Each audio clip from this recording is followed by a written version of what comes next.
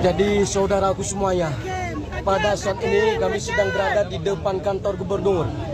Rakyat Aceh hari ini mau masuk tetapi pintunya digembok dan tidak diboleh masuk. Muzakir mana di rakyat Gua Barat?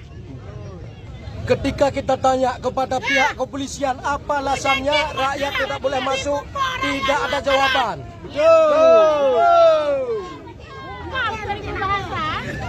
Pak polisi, pakan nekem Pak, kira-kira putra Pak, bahasa Haji Pak, kamu rakyat lanjut tamang.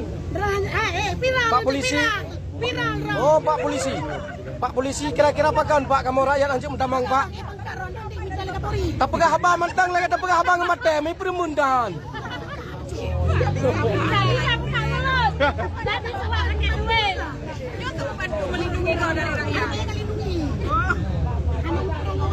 Pak polisi nebi sekret bahasa mantang Pak. Putra kira-kira Pak. Penyebab jika mau rakyat urang haju mentamang Pak. Putra Pak kira-kira Pak. Atau tamu itu bahasa Indonesia Pak. Kadang Bapak anjuk bahasa Aceh atau bahasa Inggris Pak. Bahasa apa Pak kira-kira tamu itu? Arab. Bahasa Arab tamu itu dua tu Pak. Kalau tidak dikasih jalan, gak mau kami sandra. Kalau tidak beri tempat, gak mau kami sandra.